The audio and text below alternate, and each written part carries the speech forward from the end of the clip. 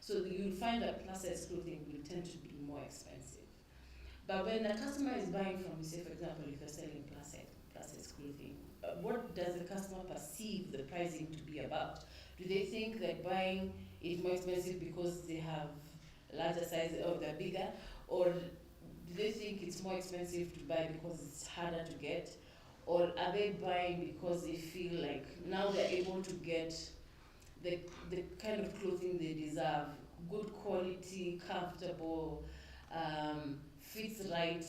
So it depends on what you're communicating. So a lot of times we find, that even with a lot of our clients, is that there's a lot of misalignment in terms of what you're selling and what the customer is perceiving in terms of pricing.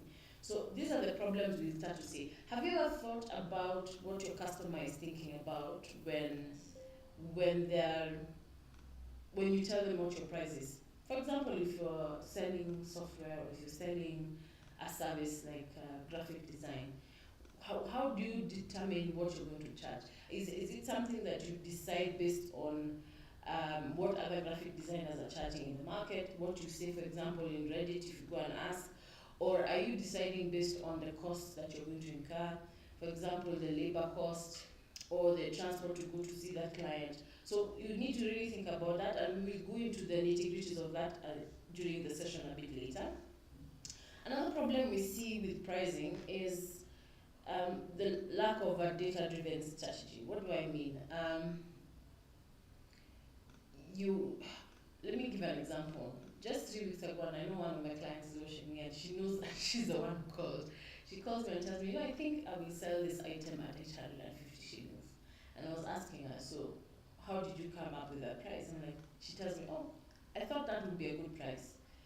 I said, why? Why is it a good price? What metrics are you using?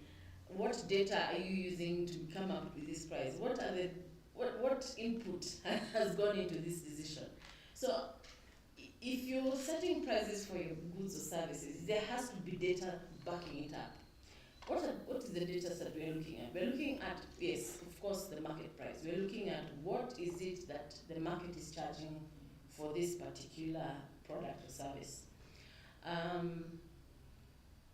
If you're looking at, you're selling a service at 10,000 shillings, and your competitor is selling it at 4,000 shillings. If this is happening to you, do you immediately drop your price to 5,000 shillings, or do you now wait and see, who am I selling to? Okay, so the information that yes, your competitor is selling it at 4,000 should be informing you on what strategies to use in terms of pricing or in terms of targeting the kind of client you're looking for. But that is not the only information you need.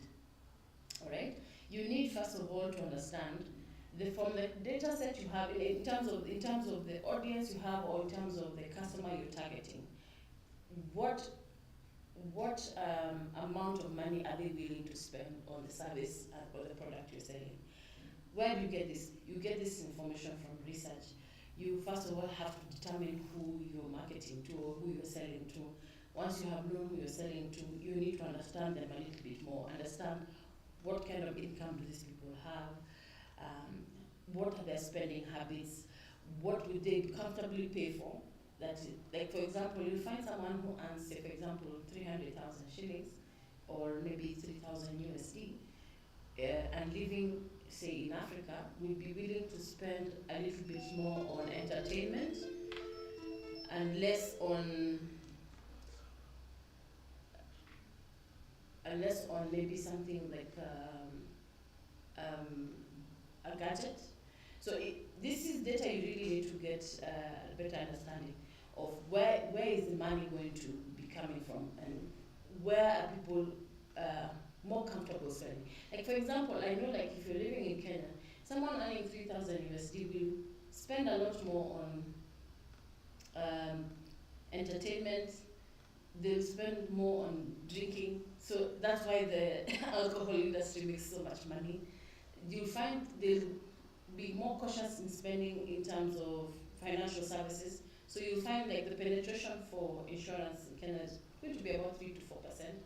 So you'll find people will spend more on alcohol, but they'll spend less on things that will actually benefit them.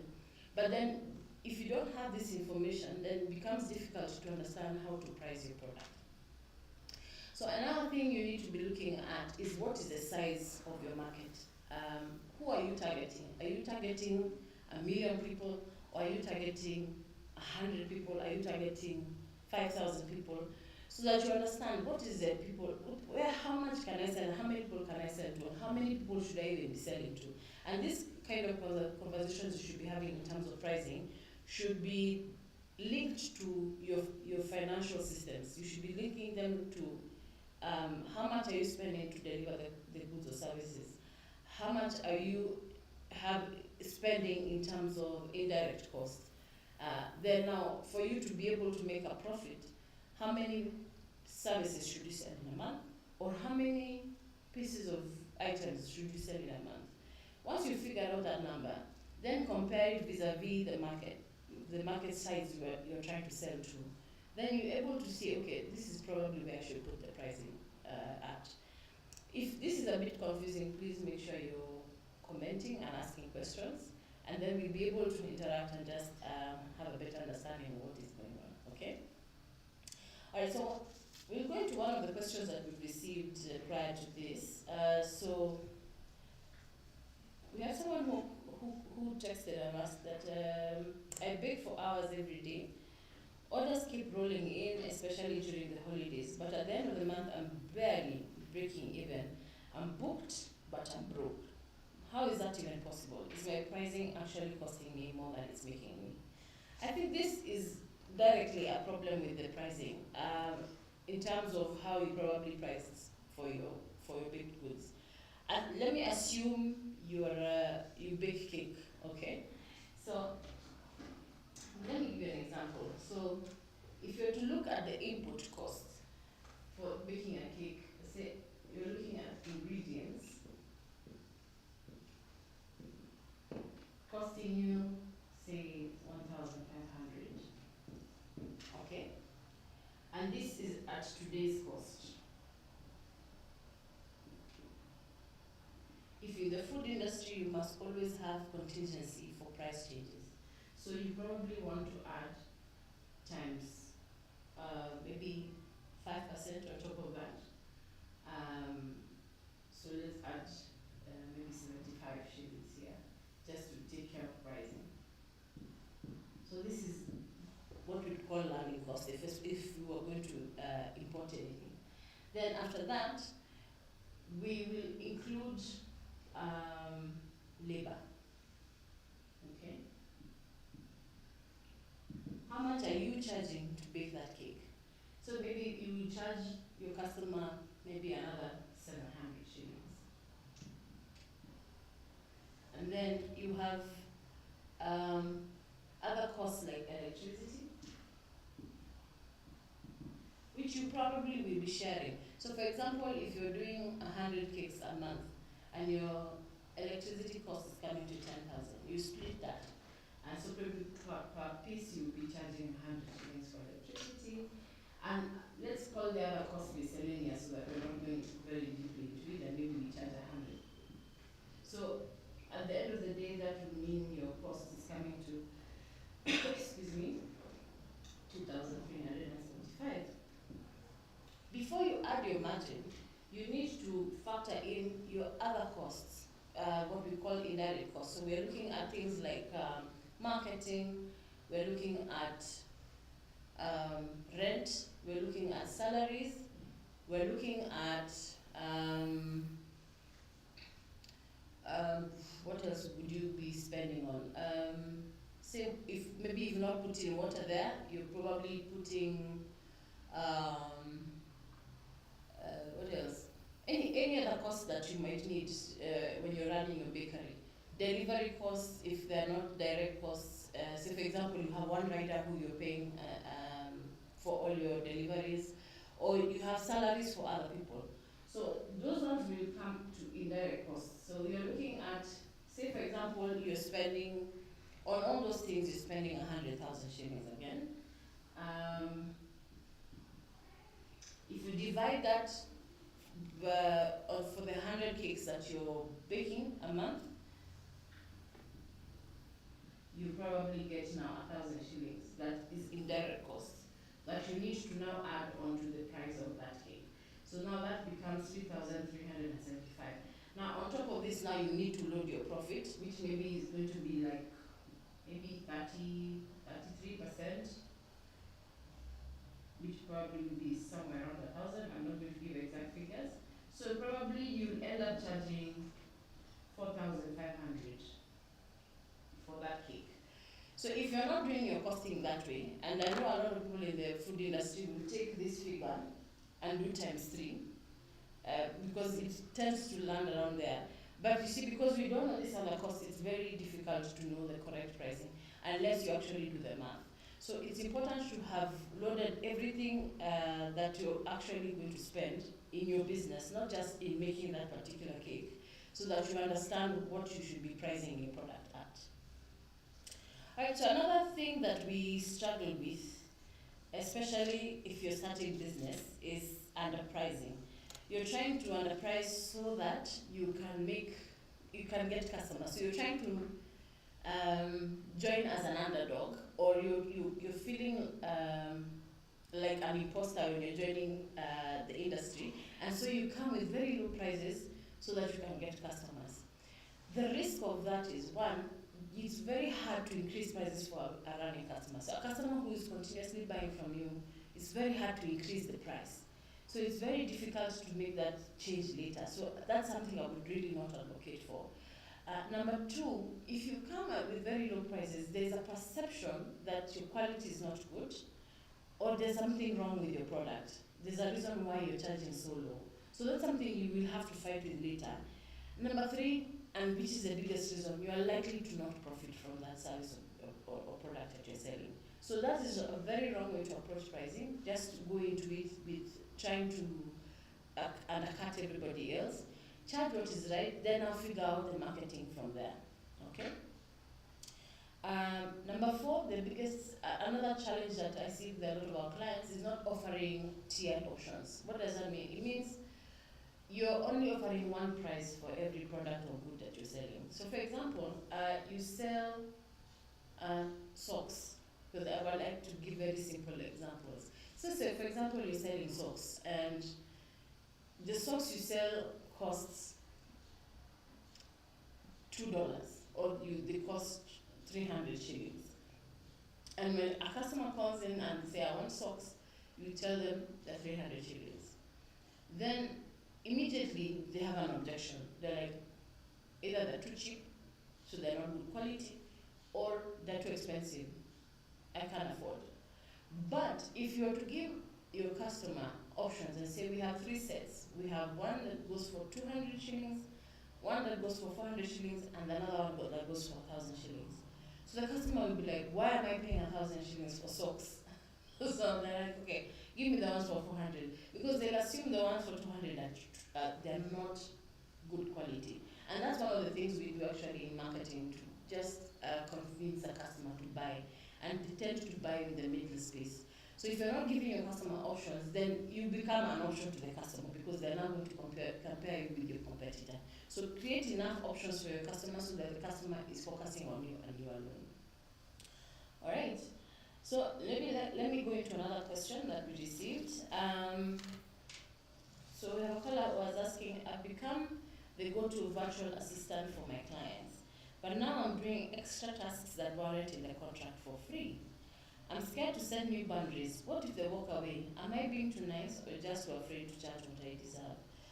I think that's a problem a lot of us have. I think I also struggle with that one once in a while, where a customer paid once for a service, and then they keep calling to ask for advice, and you know that they're supposed to come in for a consultation so that you're able to deal with it. I think what you need to do is, every time you have a conversation with a client and they're asking you for other services, you say, okay, fine, thank you. Just give them send them a brief of what they are requesting you to do. Say, okay, so if you're a virtual assistant and your services include maybe scheduling of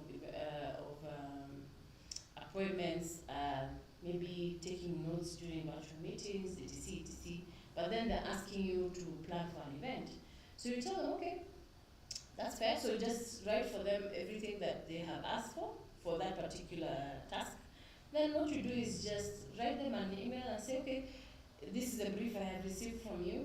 This is the quote for this. So just assume it's a normal conversation. You don't have to feel like, because they're already acquiring a service from you. You're not relatives. This is not your, okay, even if it is your relative, but this is a business transaction. So make sure you're charging for everything that your customer is asking for you, so that you're not also losing out. Because you'll end up spending so much time on a customer that is not paying, yet you could spend that time either acquiring new customers, or you could spend that time actually delivering services for someone who's willing to pay. Alright, so in a minute we should be receiving a call from one of our listeners. In the meantime, maybe we can go into another issue that we find with a lot of our clients, which is price anchoring. What does that mean? There is no narrative around why someone is paying what they're paying. So, for example, you have done your costing, and whatever you're offering, because you choose to deliver the best for your client, is costing way, way more than what the market is offering. So, for example, you're selling cosmetics, and the cosmetics are genuine. You have gotten them from the manufacturer, for example, and you just cannot sell it at where everyone else is buying the product from.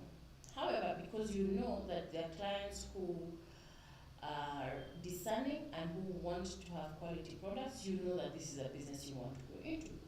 However, the pricing is not communicated in a way that makes sense for the customer.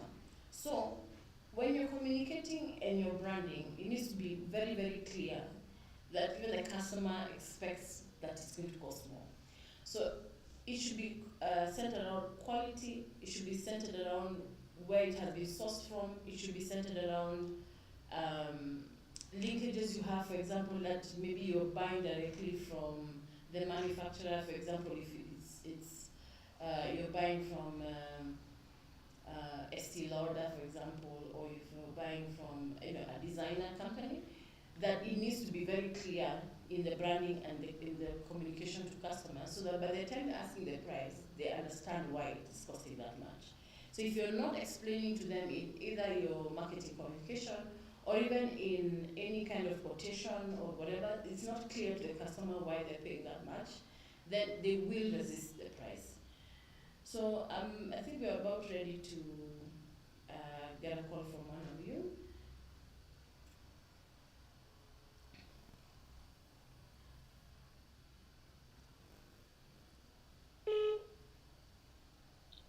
Hello? Hello, hi Helen. Hi. How are you? I'm very, very well. And you? I'm very, very well, thank you. You had a question for us today?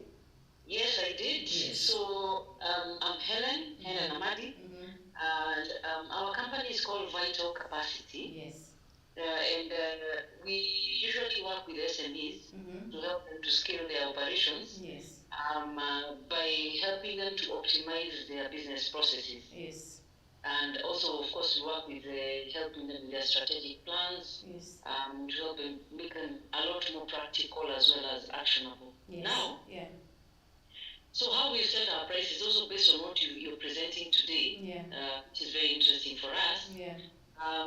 In the past, we've set our prices based on what our cost structures look like internally. Yeah. And what we'd like to achieve in terms of our profit margins. Yes. And targets. Yeah.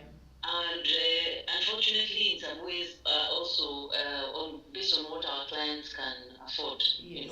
You also have to see what kind of client that is and what they are capable of bringing to the table. Yes. But now, I think the one thing we've struggled with now, given, of course, now what our approach is, how often should we be reviewing our pricing strategy? Because what we are finding is we are struggling with now year to year, looking at our pricing strategy from 1 year to another year. Yeah.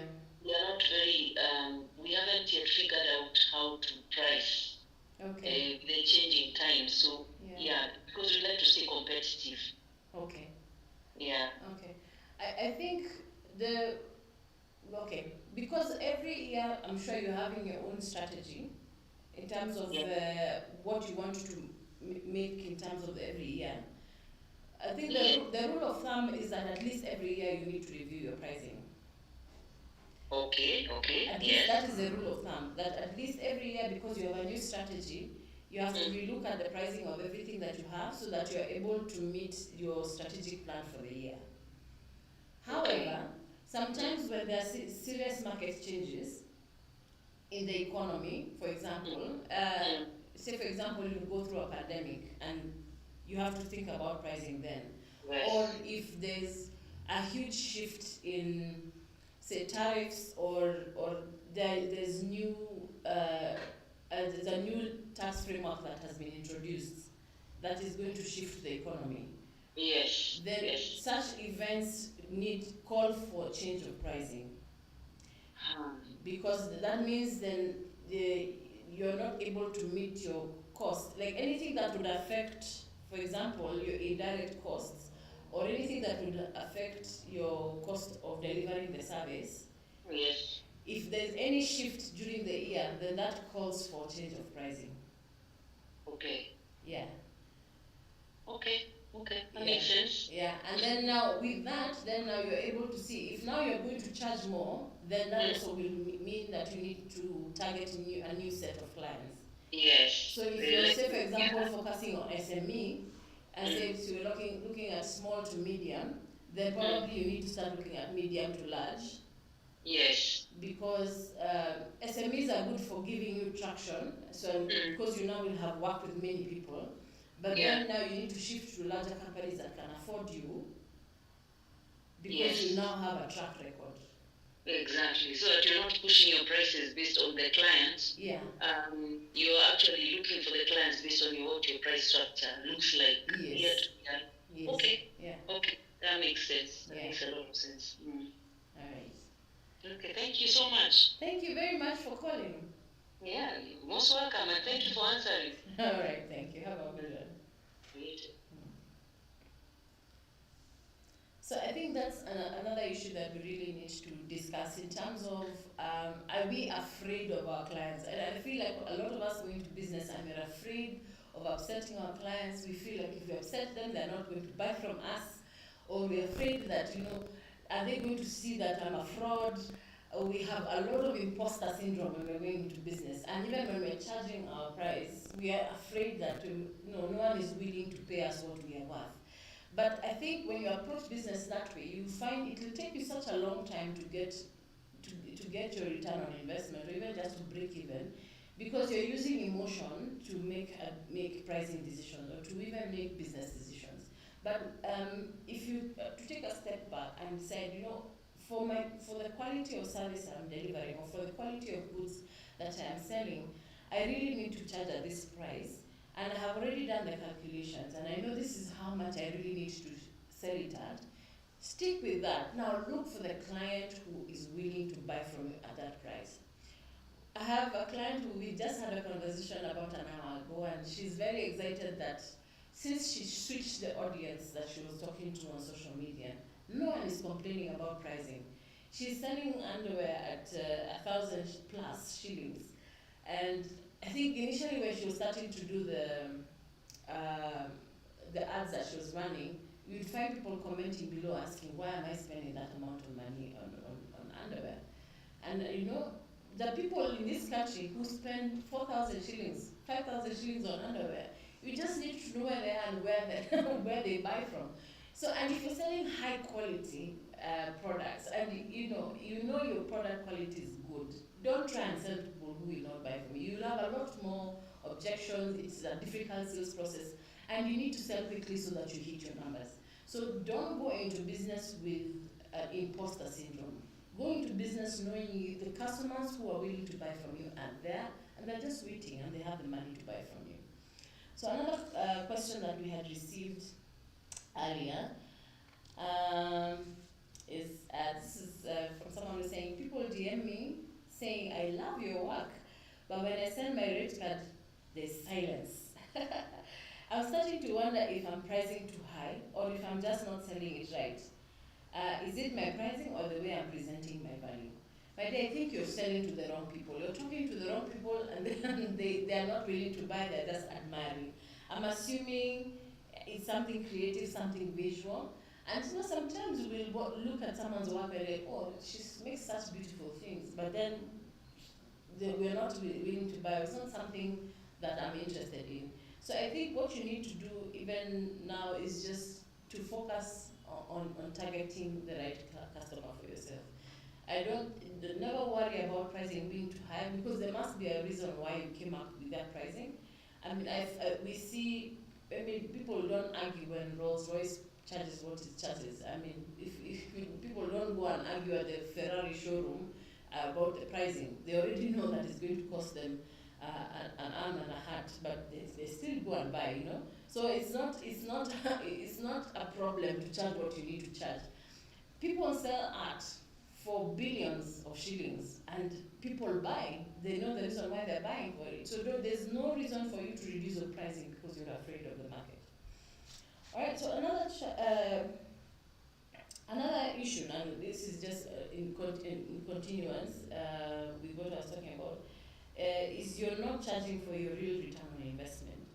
So when you're costing, are you charging for your time, your effort? Are you charging for your mental real estate? For example, if it has taken you 30 years or 10 years to learn your craft, and it takes you 2 minutes to fix a problem, are you charging based on the 2 minutes, or are you charging based on the time it has taken you to learn that craft? So it's important to make sure you're getting the correct return on investment. And then, are you communicating to the customer what they stand to lose if they don't buy from you? For example, if you're selling a service that's going to change their lives, are you communicating that they are going to suffer or they're going to struggle if they don't buy from you? So these are the things, we're talking about math, but we're also talking about selling psychology, because a lot of times people buy based on emotions. So you really need to communicate the doom that they're going to have if they don't buy from you. If you don't manage to do this within your selling cycle, you're going to struggle when it comes to actually telling the customer the price. So it's very important that we communicate these things. I think we are ready for our next caller. And remember, if you have any questions, please comment below. DM us if you're not comfortable commenting. I think we're live on YouTube, Instagram, and TikTok. We're happy to, and even after this, and these videos will be posted, please feel free to talk to us, comment, and just or DM us your questions. We're happy to answer them. All right, so I think we're ready for our next caller. Hello. Hi, how are you? I'm fine, thank you. So you had a question for us today? Yes, I do. Yeah. My name is Josephine. Yes. Josephine Kamau is my name. Yes. I'm a business owner. Yeah. Where I have a retailing shop for men's clothes. Mm-hmm. Based in Nairobi. Yes. Along Murray Avenue. Yeah. My question would be, when it comes to pricing. Yeah. And the target market. Yes. Back then, when we were starting 10 years ago. Yes. It was not so hard to target the upper class. Yes. Not upper class, middle class. Yeah. Lower middle class to upper middle class. Yeah. And we have the variety in terms of, we have clothes that are cheaper, mm-hmm. and those ones that are a bit pricey. Mm-hmm. But then with time, because of the competition and due to competition and also the issue of pandemic, mm-hmm. COVID pandemic, mm-hmm. You find now people who would buy at this price, now they are telling you that they are seeing things online and retailing at a lower price, almost half the price, or, at least a third lower. Yeah. And already the prices are actually going up in terms of where we get the source. Yeah. Where I'm sourcing the stuff, Yeah. the prices keep going up. Yeah. But now the clients are asking for lower prices. Yeah. So we've been struggling with, getting hold of the target market Yes. that we require to be able to make our profits. Yeah. Because you find now people want the lower prices. They're saying they're seeing things online, Yeah. and the quality, you tell them that your quality is different, but they say no, the quality is still the same. Yeah. And the prices where you're sourcing the stuff is actually going up. Yeah. Because of the dollar. Yeah. Due to the dollar, so it's such a challenge now. Staying afloat, staying in business. Yeah. When clients are asking for lower prices, Yeah. and what your prices are going up in terms of cost, Yeah. in terms of even managing the business. Yeah. So how do we go about that? Okay. The first thing I would say is, first of all, don't lower your prices to a point where you're not profitable. Yeah. So what you need to figure out is, what are the value adds that you can offer your customer that they're not going to get from other people online.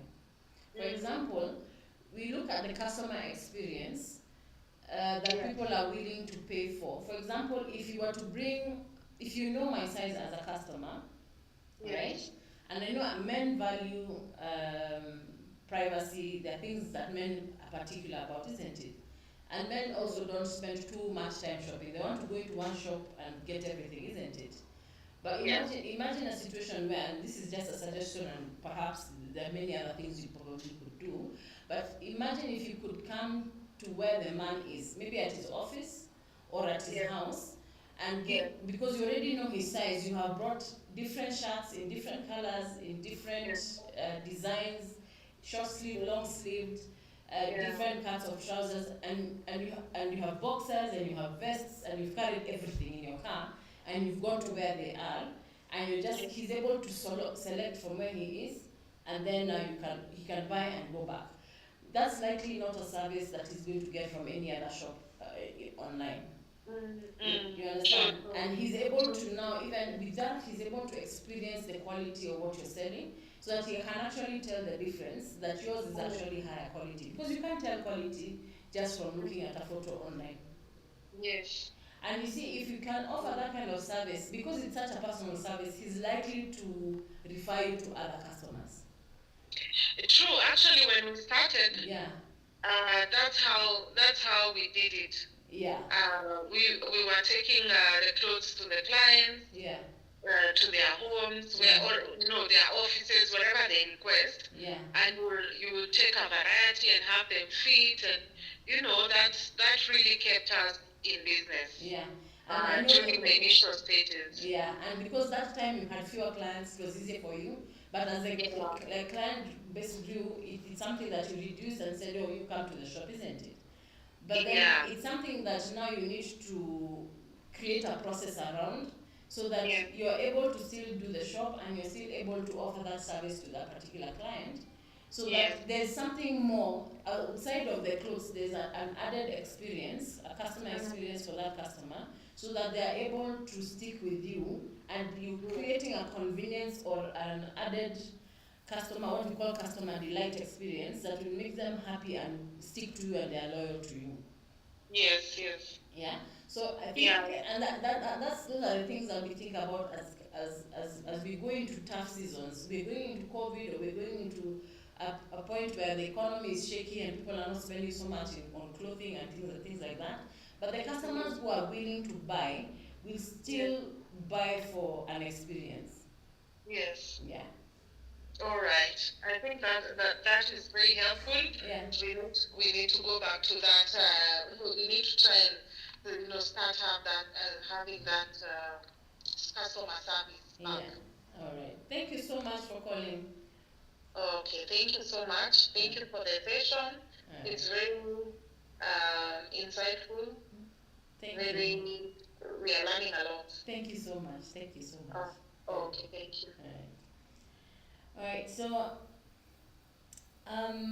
just to conclude this session, And if you have any questions, remember you can still text and you can still ask, and we are happy to even DM you for the answers. I think when you're thinking about pricing, think about, am I first of all going to be profitable? Is this going to give me a return on my investment? Number two, am I going to be able to sell at this price? So this is where you gather a lot of data. Make sure you're making data-driven decisions. You're gathering data on the market, gathering data on your competitors, gathering data internally so that you know how much actually you're spending. Because I find a lot of people don't actually know what other things they're spending on. You're just running a business and your finances are all over the place. You don't have an accountant who's giving you information. Or even if you do have an accountant, they're just for tax purposes and you're not really getting any information from them.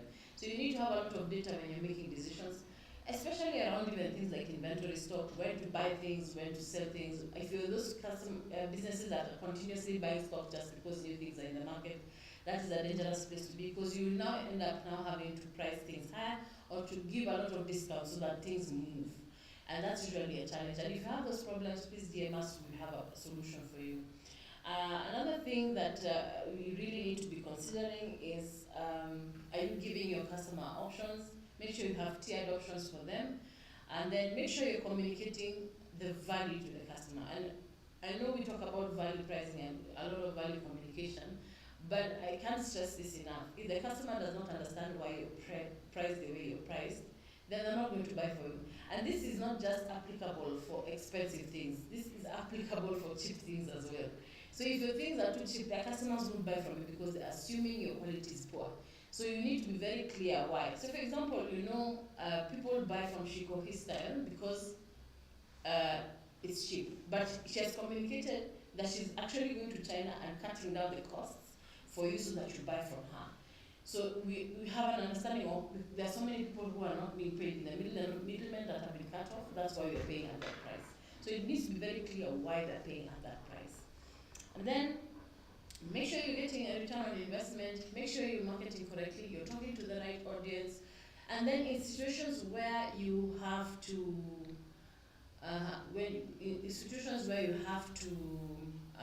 adjust your pricing or things have happened, maybe think about what other value add you can offer your customer so that you're able to still charge and make money that your competition is not offering.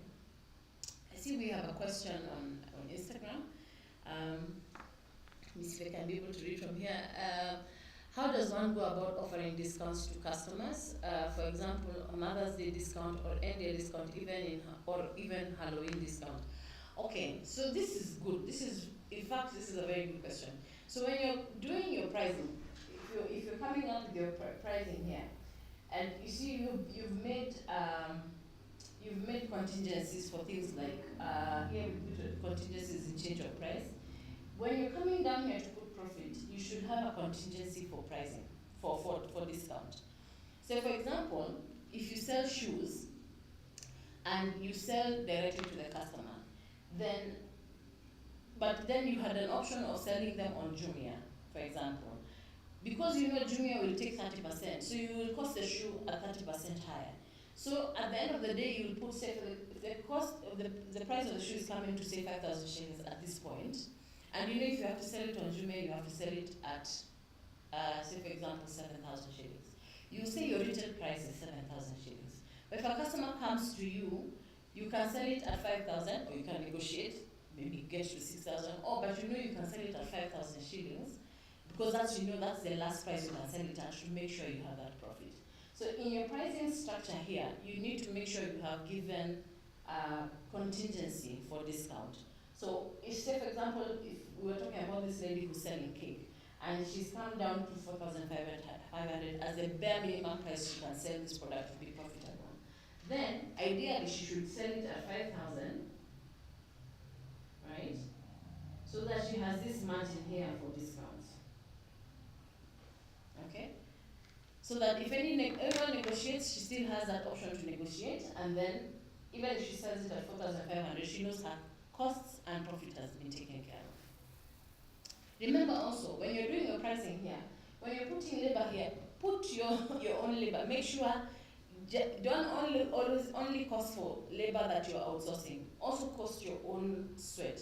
Because if you don't include yourself in the pricing of your goods or your services, what is likely to happen is you will eat into the business because you don't have money that you're receiving as your own salary. And this is where we say the salary is coming from. And I know a lot of people come to us and say, oh, the business is not yet at the place where it can pay me. It's because you're not pricing correctly. If you're not putting your own money in the price, then you're not going to be able to survive because you have no money from elsewhere.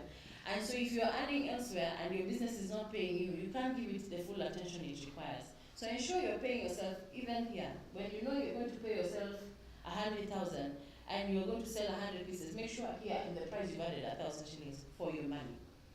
All right? So if you have any other question or if you have a comment, please comment below. We are thankful that you have joined us today, and we hope to see you soon. Ask us questions, DM us, and we are really happy to have you here. Have a good one.